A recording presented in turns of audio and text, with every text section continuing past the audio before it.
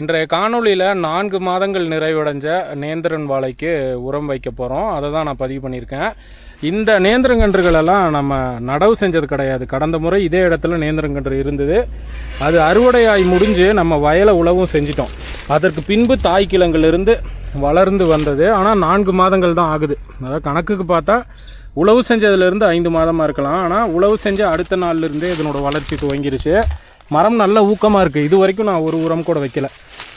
ஆனால் நம்ம செவ்வாழை கன்றுகள் தான் இந்த வயலில் நடவு செஞ்சுருக்கோம். ஆனால் சொல்லி வச்ச மாதிரி எல்லா மரங்களுமே நல்ல இடைவெளி இருக்கிற இடத்துல இருக்குது. இங்கே பார்த்தீங்கன்னா இதுவும் அப்படியே வந்தது தான். இந்த கன்று அதாவது போன முறை 7 அடி இடைவெளியில் நடவு செஞ்சோம். எந்தெந்த இடத்துலலாம் தாய்க்கிழங்கு இருந்ததோ, அதாவது அடிபடாமல் ஊக்கமாக இருந்த எல்லா கிழங்குல இருந்தும் அருமையான நேந்திரங்கன்றுகள் வந்திருக்கு. இது வரைக்கும் நான் உரம் வைக்கவே இல்லை. நிஜமாவே தண்ணீர் மட்டும் இந்த செவ்வாழை கன்றுகளுக்கு பாய்ச்சும் பொழுது இங்கே வந்திருக்கு. இப்போ எனக்கு இதை முழுவதுமாக அழிச்சு விடுறதுக்கு மனசு இல்லை. இப்போ பார்த்தா நல்ல ஊக்கமாக வளர்ந்து வந்துட்டுருக்கு. நல்லா பராமரித்தா கண்டிப்பாக இதுலேயும் நல்லா அறுவடை பார்க்கலாம் அப்படின்னு சொல்லி இதுக்கு நான் மண்ணணைக்க போகிறேன். எப்படி மண்ணணைக்கிறோங்கிறத ஓரளவுக்கு தெளிவாக பதிவு பண்ணியிருக்கேன். முதல்ல இந்த பழைய இலையெல்லாம் எடுத்துடலாம். நிறைய இடைக்கின்றுகள் வருது. முடிஞ்ச வரைக்கும் அடியோடு அறுத்து விட்டுருக்கோம்.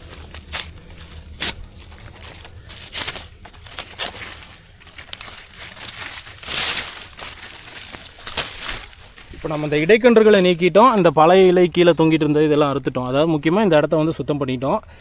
இந்த மரத்தோட தூர்லேருந்து ஒரு 1லேருந்து 1.5 அடிக்கு நீங்கள் எந்த ஒரு தொந்தரவும் பண்ணக்கூடாது. இந்த இடத்துல இருக்கிற மண்ணை நீங்கள் தொடவே கூடாது. ஏன்னா சுற்றி அடர்ந்து வேர்கள் இருக்கும். இதிலிருந்து ஒரு அடி தள்ளி தான் நம்ம அந்த வட்டைப்பாத்தி எடுக்கணும். இதில் இருக்கிற மண்ணை தூக்கி மேலே போடலாம். ஆனால் இந்த மண்ணை நீங்கள் கொத்தி விடவே கூடாது. ஏன்னா நிறைய வேர்கள் இந்த இடத்துல இருக்கும். அதுவும் மரம் நல்லா ஊக்கமாக வளர்ந்து வர நிலையில் மரத்துக்கு பக்கத்தில் இருந்து ஒரு 1.5 அடிக்கு நம்ம தொந்தரவு பண்ணவே கூடாது.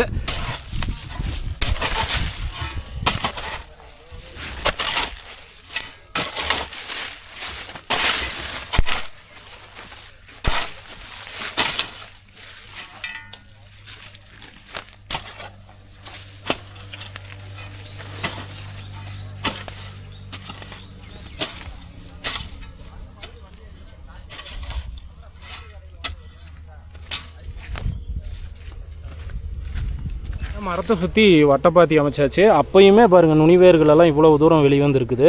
அதனால தான் நம்ம மரத்துலேருந்து ஒரு 1.5 அடி இந்த இடத்துல 2 அடியே விட்டு கூட உரம் வைக்கலாம். நுனிவேர்கள் தான் நல்ல உரம் எடுக்கும். அதனால தான் நம்ம மரத்து பக்கத்தில் என்றைக்குமே உரம் வைக்கக்கூடாது. அதாவது நீங்கள் முதல் உரம் வைக்கும் பொழுது 1/2 அடி, அப்புறம் 2வது உரம் அப்படி அப்படியே 1/2 அடி வெளியே தான் வரணும். அப்போ தான் நுனிவேர்கள் இருக்கும். இப்போ இந்த வட்டைப்பாத்தியில் உரம் வைக்கலாம். இங்கேயும் பாருங்கள் நிறைய வேர்கள் வெளிப்புறமாக வருது. அதனால தான் நம்ம மரத்து பக்கத்தில் இருக்கிற மண்ணை எடுக்கவே கூடாது. அதே மாதிரி கொஞ்சம் குவியலாகவும் போட்டு விட்டாச்சு. ஏன்னா நல்ல மரத்துக்கு கொஞ்சம் உறுதித்தன்மையை கொடுக்கணும். இப்போ உரம் போடலாம்.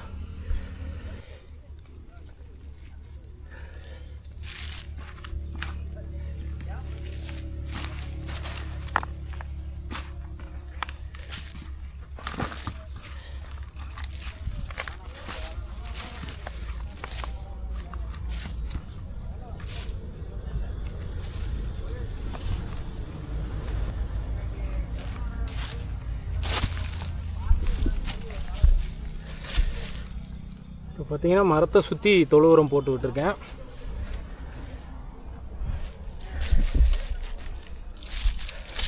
அடுத்து இந்த உரம் போய்க்கும்.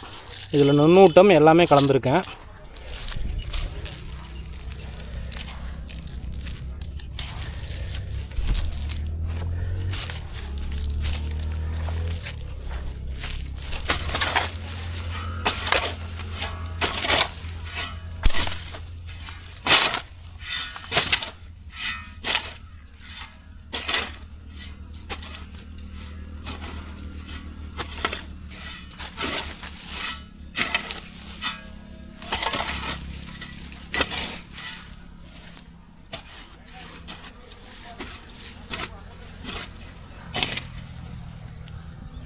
இனி ஒரு 2 மாதத்துக்கு நமக்கு இது உரமே வைக்க தேவையில்லை.